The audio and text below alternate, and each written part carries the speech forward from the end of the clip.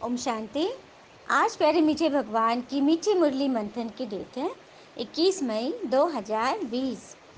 तो मीठे मीठे बाबा अपने बच्चों से कह रहे हैं, तुम बेहद के पिता से बेहद का वर्षा लेने आए हो। यहाँ हद की कोई बात नहीं। तुम बड़े उमंग से पिता को याद करो तो पुरानी दुनिया भूल जाएगी। बाबा कह रहे हैं कि मैं बेहद का पिता तुम्हें बेहद का वर्षा देने आया हूँ। यहाँ हद की कोई बात नहीं। हद अर्थात इन आंखों से जो दिखाई दे रही है, जो हम सीमा में बांध लेते हैं, जिसकी बाउंड्रीज होती है, वो हद में होती है। और पिता जो हमें दे रहे हैं उसकी कोई बाउंड्रीज नहीं। अच्छा, प्रेम, शांति, सुख की कोई बाउंड्री होती है क्या? बिल्कुल नहीं। ये तो जितना बांटो उतना बढ़ता जाता है। हाँ, अविनाशी चीज़ें हैं, इन्हें कोई नाश नहीं कर सकता। तो ऐसी चीज़ें भगवान हमें देने आए हैं, तो हमें बड़े उमंग से पिता को याद करना, पुरानी दुनिया को भूलना है। और एक बहुत बड़ी बात है, इसको हम सभी गांठ बांध लें। दुनिया का सबसे बड़ा झूठ क्या है? सबसे बड़ा झूठ यह है कि लोगों ने जो हमारे बारे में राय बना ली। लोग जो हमें कह देते हैं ना कि ये आपसे नहीं होगा, हम बहुत अनुभवी हैं, हमने ये बाल धूप में नहीं सफ़ेद किए हैं, ये ऐसा तो हो ही नहीं सकता, ये तो असंभव है, कभी किसी ने नहीं किया, तुम कैसे कर लोगे? ये बातें। अब जिसने हिमालय पे चढ़ाई की, उसके पाँव नहीं थे, दोनों पाँव कटे हुए थे, लेकिन उसने हिमालय पे कैसे चढ़ाई कर ली? जब वो नीचे आए और मीडिया से उनको जब पूछा गया कि क्या राज था, आप बिना पैर के कैसे चढ़ गए स्टील के पैर से? तो पता है इसने क्या बोला? उसने बोला कि हिमालय पर तो बर्फ़ ही बर्फ़ है। जब कोई नॉर्मल व्यक्ति भी चढ़ता है, जिनके पाँव होते हैं, तो उनके पैर तो वैसे भी सुन्न हो जाते हैं, एकदम जम जाते हैं, तो पाँव तो कोई काम के नहीं रहे। तो मेरा तो वैसे स्टील का पैर है और ज़्यादा ही मजबूत है। तो इसी भावना से मैं चढ़ गया। मुझे लगा ही नहीं कि मेरे साथ कुछ अनहोनी हुई पड़ी है, कि मैं डिसेबल हूँ। ये होती है मन की ताकत। लोग तो कहेंगे कि तुमसे नहीं होगा, कैसे तुम सोच रहे हो, तो उस पर यकीन नहीं करना, नहीं तो हम वहीं के वहीं रह जाएंगे। और यहाँ ज्ञान में भी परमात्मा कह रहे कि तुम देवता बनने वाले हो। और किसी अज्ञानी जिज्ञासु आत्मा, ज्ञानी जो ज्ञान में नहीं है, उनसे उनको पता चलता है कि ये लोग देवता बनने की पढ़ाई पढ़ रहे हैं, तो हंसते हैं, कहेंगे कि ये कैसे होगा, ये झूठ है, ये हो ही नहीं सकता, तुम लोग कल्पना में जीते हो। क्योंकि उनको ये रस नहीं पता ना, हाँ, कि किस तरह से हम डे टू डे अपने आप में सुधार करें। और आत्माओं के बहुत बहुत अनुभव हो रहे हैं। नए बच्चे भी लास्ट सो फास्ट और फास्ट सो फर्स्ट जा रही हैं, उनके लिए दिल बहुत बहुत दुआएं करता है। ऐसे बच्चे बहुत आगे बढ़ते हैं, है ना। प्रश्न: कौन सी एक बात तुम्हें बार बार अपने से घोट कर पक्की करनी चाहिए? उत्तर: हम आत्मा है, हम परमात्मा पिता से वर्षा ले रहे हैं। आत्माएं हैं बच्चे और परमात्मा है पिता।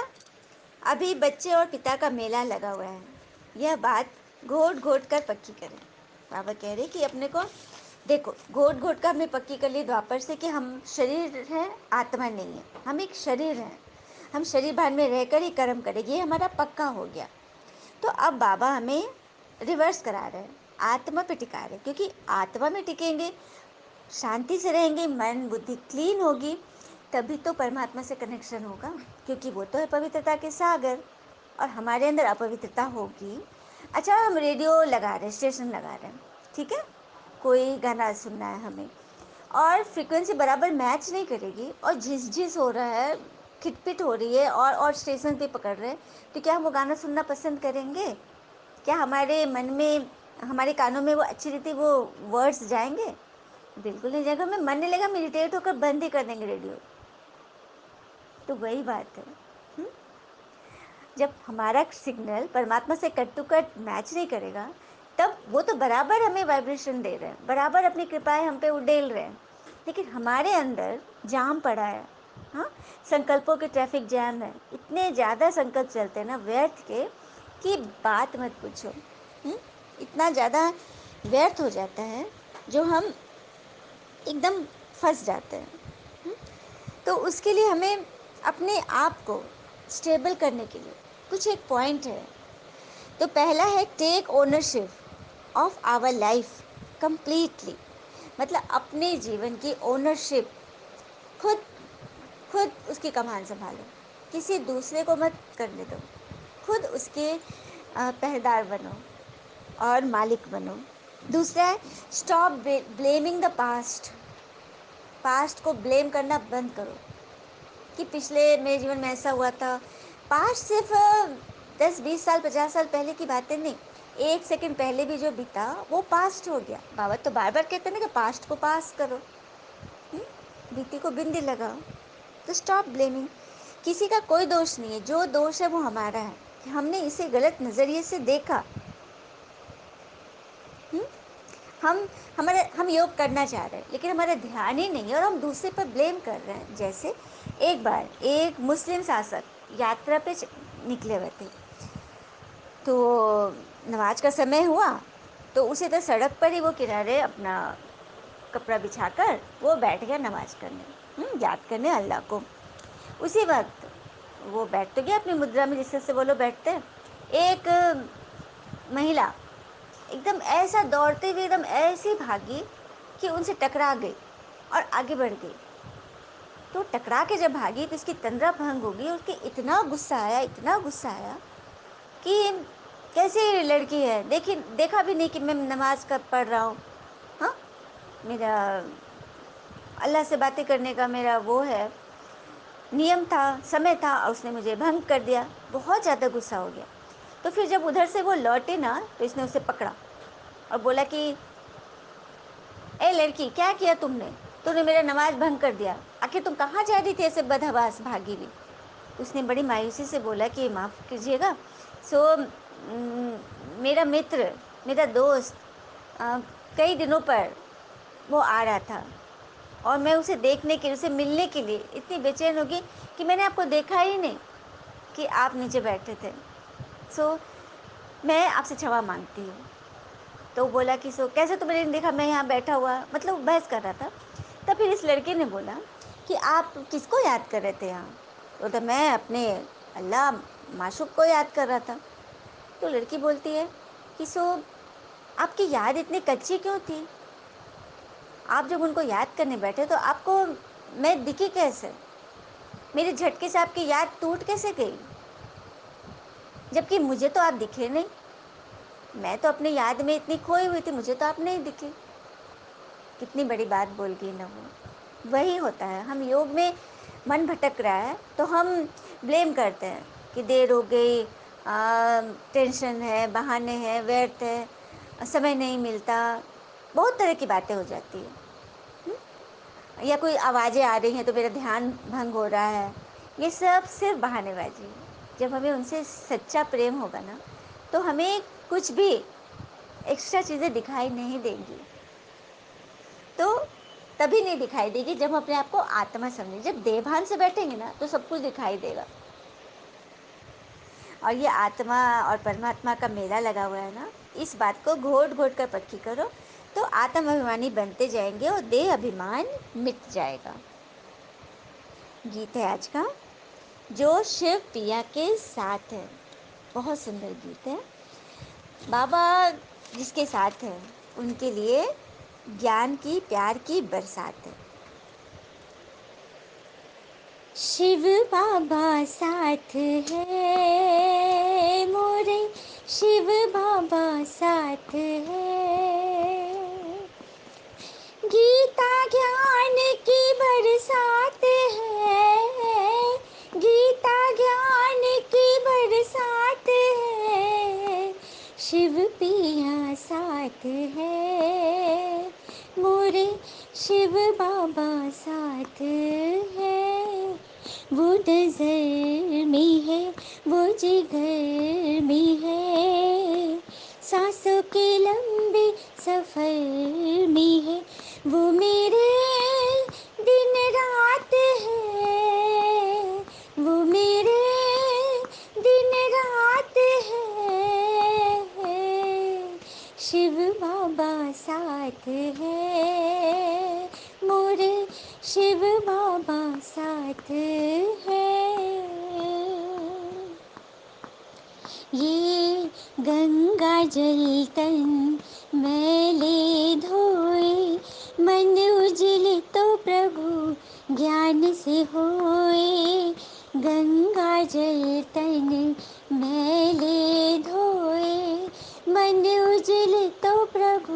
ज्ञान से हो राजयोगी बनाए, वो बनाए ज्ञानी, राजयोगी बनाए, वो बनाए ज्ञानी, ज्ञान मुरली सुनाए महादानी, मैंने दिया हाथ, तेरे हाथ है, शिव पिया साथ है, मोरे शिव बाबा साथ है। मैंने तो बरसों की है तपस्या, दूर करूंगी मैं जग की समस्या, आत्मा समझो तो जग खेले है, प्रभु प्यासी यही मेले है, काम क्रोध की होरी जलाए, काम क्रोध की होली जलाए, नरसिंह उनका ही अवतार है, शिव बाबा साथ है, मोरे शिव बाबा साथ है। ओम शांति। कितना प्यारा मीठा गीत है ना। जो भगवान हमारे साथ है तो फिर डरने की क्या बात है। बाबा कहते हैं कि तुम बच्चों को श्रेष्ठ बनने का सहज रास्ता मैं बताता हूँ। एक तो कर्मेंद्रियों को वश करो, दूसरा दैवी गुण धारण करो। कोई गुस्सा आदि करे तो सुनो नहीं, एक कान से सुन दूसरे से निकाल दो। जो इविल बातें पसंद ना आए उसे सुनो ही नहीं। जैसे कोई पति क्रोध करता है, मारता है तो क्या चाहिए? जब देखो पति गुस्सा कर रहा है, घर वाले गुस्सा कर रहे हैं, तो उन पर फूल बरसाओ, हंसते रहो मन से। युक्तियाँ तो बहुत है, बाबा बताते हैं ना। अब जैसे कि एक बार एक आदमी कार चला रहा था और उसकी गाड़ी को टक्कर लग गई। हाँ, सामने वाले से टक्कर लग गई। वो बाहर निकला और इतने जोर से डांटा कि कैसे गाड़ी चलाते हो, लगता है पूरी दुनिया पागल हो गई, चौथी बार मेरी गाड़ी को टक्कर लगी। और बहुत ज़्यादा गुस्सा में था। तो सोचने वाली बात ये है कि सारी दुनिया की गाड़ी को इसी से टक्कर लगनी थी क्या? चौथी बार जो टक्कर लगी, इसका अर्थ क्या है? गाड़ी चलाना किसे नहीं आता, लेकिन वो गुस्सा दूसरे पे कर रहा है। हाँ, अपने अंदर झांक के तो देखो। हाँ, वो कबीर जी का दोहा याद आता है, बुरा जो देखन मैं चला, बुरा न मिलिया कोई, जो दिल खोजा आपना, मुझसा बुरा न कोई। जिस दिन हम अपने अंदर झांकना सीख जाएंगे ना, अपनी कमी कमजोरियों को निकालना शुरू करेंगे, तो तभी हम सच्चे मायने में इंसान बनेंगे। और यहाँ तो भगवान हमें देवता बना रहे, तो कितना हमें हर्षित रहना है। हाँ, कल भी था ना स्लोगन में, मधुर बनो मधुर बनाओ। बाबा कहते हैं कि तुम हमको बुलाते हो, आकर हमको पतित से पावन बनाओ, राजयोग सिखाओ। अभी तुम राजयोग सीख रहे हो, तो मुझे याद करो। कई आत्माएं कहते हैं कि परमात्मा को तो सिर्फ अपनी महिमा चाहिए। अरे उनको महिमा सुनकर क्या मिलेगा? उनको तो शरीर भी नहीं है। वो हमारे लिए कहते हैं, जितना हम उनके गुणों का बखान करेंगे ना, तो हमारे अंदर गुणों की धारणा हो। जैसे वो प्रेम का सागर है, हम आराम से बैठ जाएं, शांत स्वरूप से फील करें कि बाबा के प्रेम के झरने मुझ आत्मा पर पड़ रही है और मैं प्रेम स्वरूप बनती जा रही हूँ। इस ऐसे डीप फीलिंग के साथ करेंगे तो हमारे अंदर सच में प्रेम स्नेह बढ़ता जाएगा। तो बाबा को याद करने से क्या फ़ायदा हुआ? बाबा को फ़ायदा हुआ क्या? बाबा को क्या चाहिए फ़ायदा? कुछ नहीं चाहिए। वो हमारे लिए कहते हैं कि बच्चे तुम मेरे गुणों का गान करो ताकि तुम्हारा भला हो। आई बात समझ में? अच्छा, मीठे मीठे बच्चों प्रति भगवान की नमस्ते।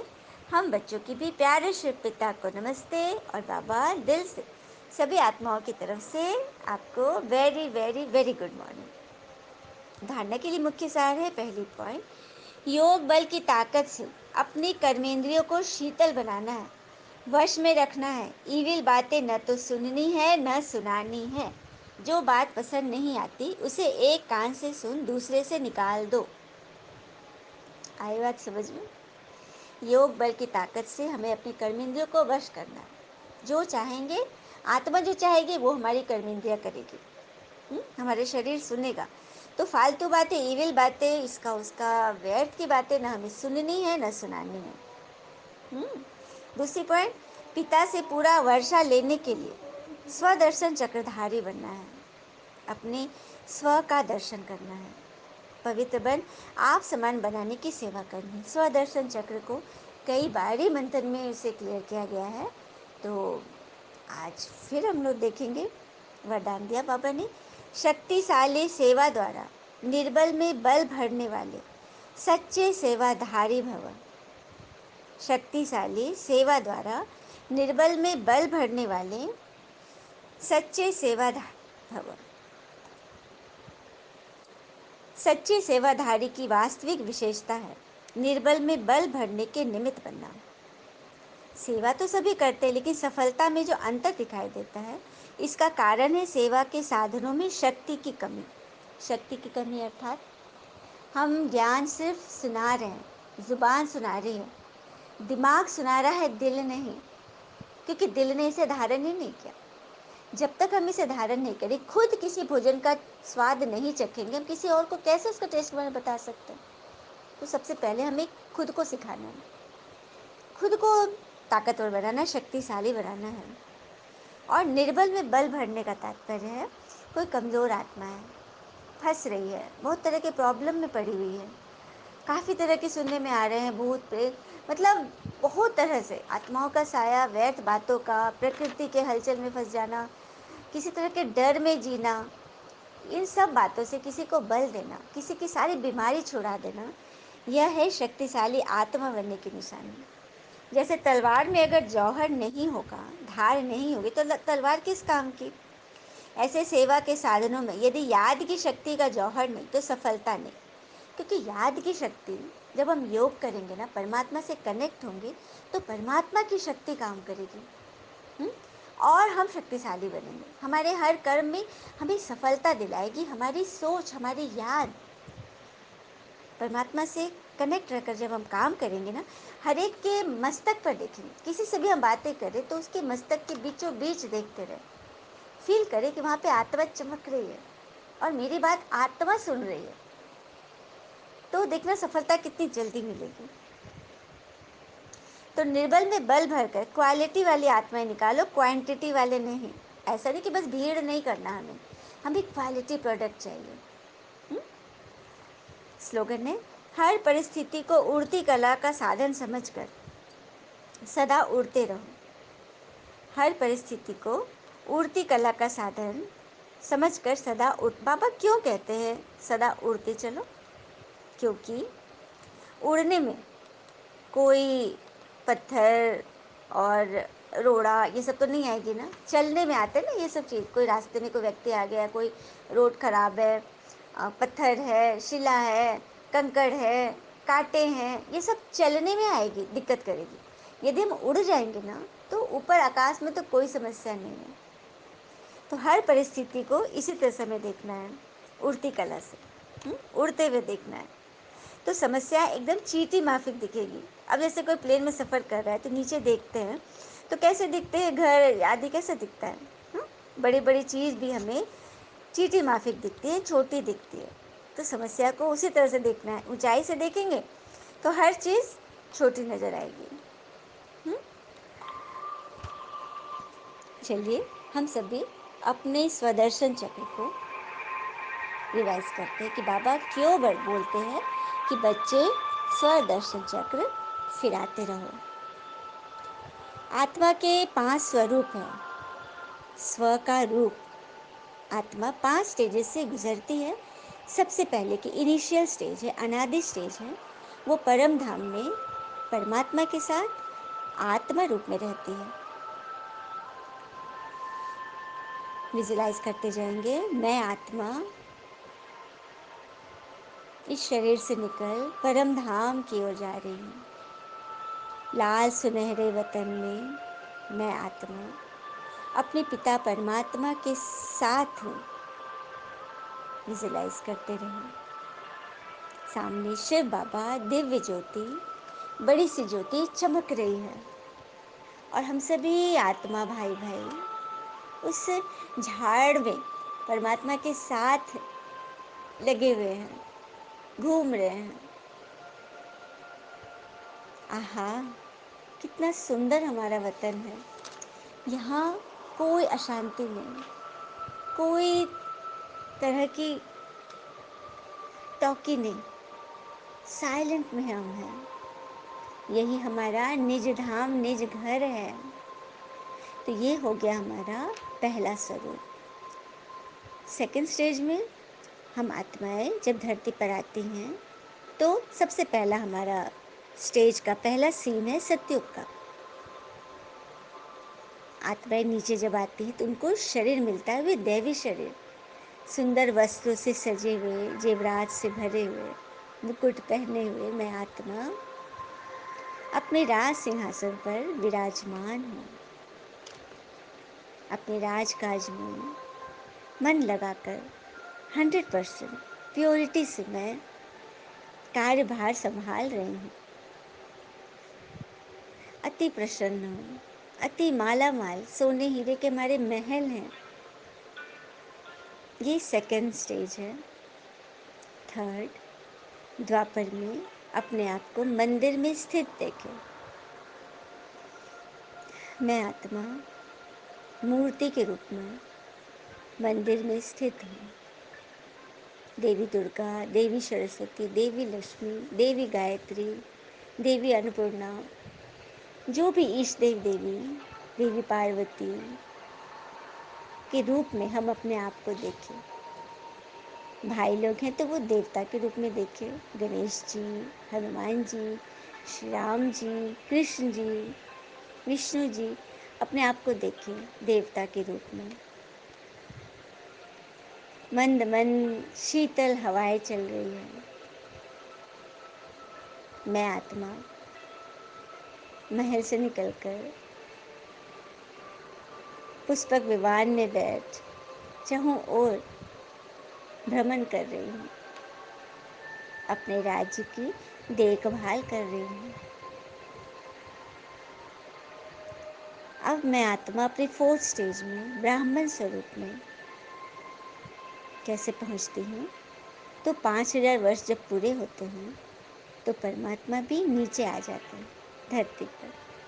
तो जैसे हम आत्माएं नीचे आई तो हमें शरीर मिला ना, उसी तरह से परमात्मा भी तो एक आत्मा है।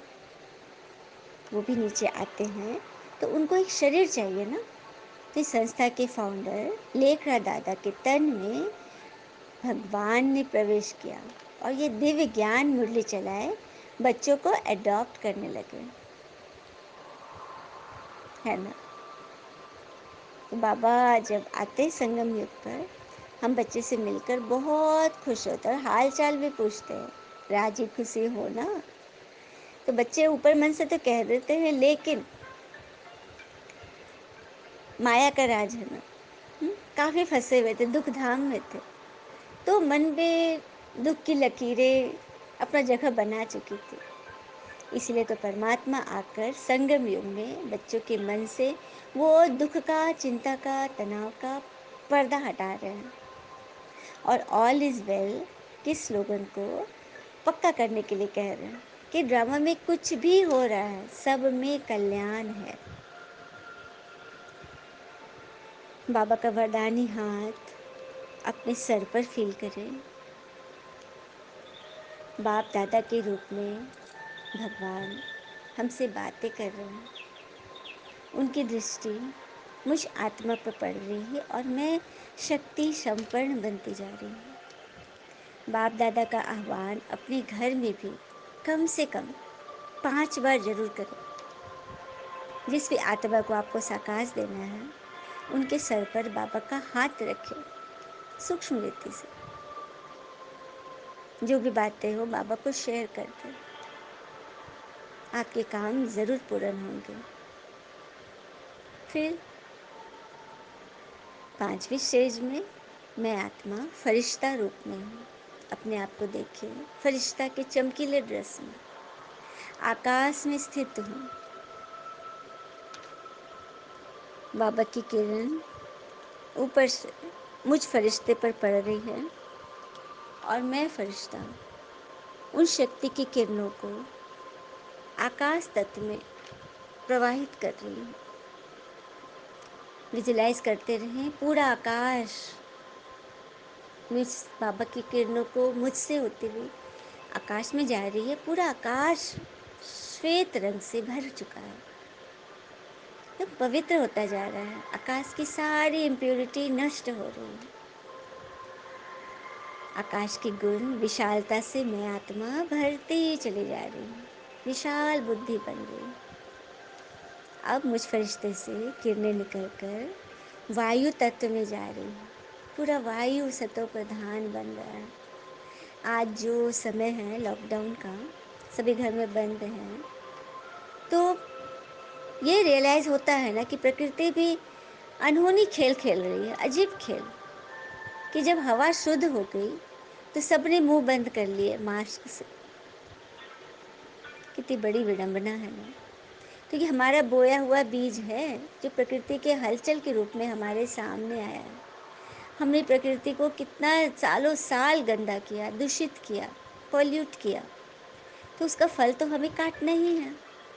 तो बस स्टे होम स्टे सेफ की फार्मूले से ऑफिस जाना भी पड़ रहा है, कुछ काम धाम भी शुरू हो गए हैं, तो सेफली जाए। नहीं तो कहते हैं ना, मार्केट जरूर खुल गए हैं जिनका लोगों को इंतज़ार था, तो कोरोना वायरस को भी लोगों का इंतज़ार था। बच के रहना है ना। फिर मुझसे पवित्रता की किरणें निकलकर पृथ्वी लोक पर जा रही है। पृथ्वी की समस्त आत्माएं, कल्याण हो रहा है उनका।